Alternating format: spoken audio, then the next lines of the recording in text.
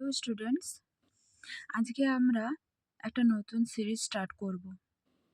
আমাদের এই যে বইটা আছে, a textbook of higher English grammar composition and translation, এই বইটা আমরা একেবারে প্রথম যে চ্যাপ্টার সেন্টেন্স সেখান থেকে শুরু করব।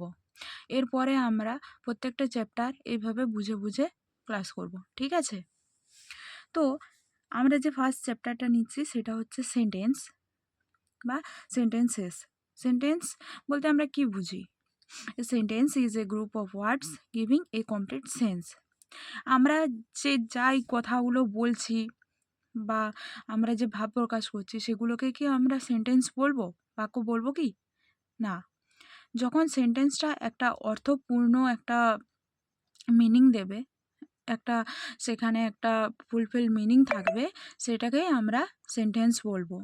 সেখানে একজন সাবজেক্ট থাকবে, সেখানে একটা ভার্ব থাকবে, তখন আমরা সেটাকে কি বলবো? সেন্টেন্স।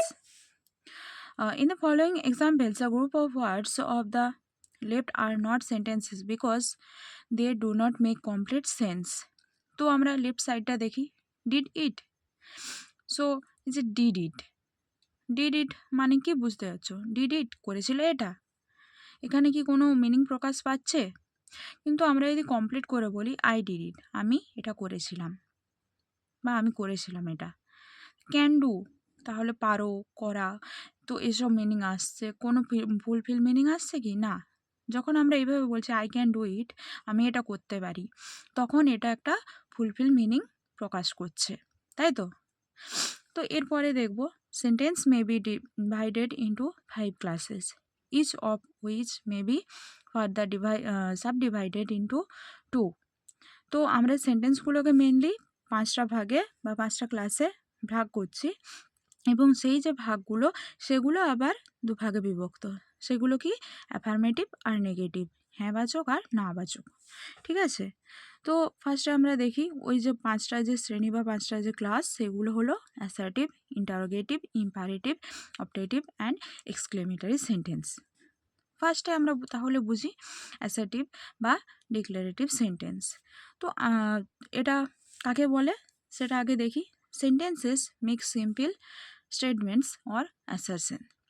তো যখন একটা সেন্টেন্স, একটা বাক্য যখন একটা সাধারণ কথা বলে থাকে, একটা যখন সাধারণ উক্তি প্রকাশ করে থাকে, সেটাকে আমরা কি বলবো?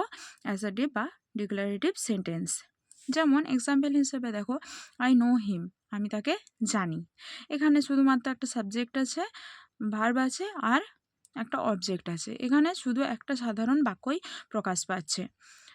আর এখানে এখানে দেখো সেইভাবে assertive and affirmative and negative এই সেন্টেন্স দুটোই দেখানো হয়েছে। I know him and I do not know him, আমি তাকে জানি এবং আমি তাকে জানি না।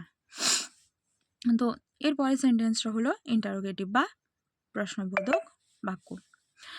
সেন্টেন্সেস আক্স কোয়েশ্চেন, যখন কোনো সেন্টেন্স কোয়েশ্চেন আক্স করছে তখন আমরা সেটাকে কি বলবো? Interrogative sentence. যেমন এক্সাম্পল দেখো, হোয়াই ইজ হি দেয়ার, সে কেন সেখানে? Why is he not there, সে কেন সেখানে নেই? তো এখানে আমরা দুটোই দেখলাম, অ্যাফার্মেটিভ এবং নেগেটিভ দুটোই দেখলাম। এরপরে যে থার্ড সেন্টেন্সে সেটা হলো ইম্পারেটিভ বা আদেশ বা অনুরোধ বা উপদেশমূলক সেন্টেন্স। এখানে আমরা প্রধানত কি দেখতে পাবো? Sentence expresses command or request and order, or we can say order.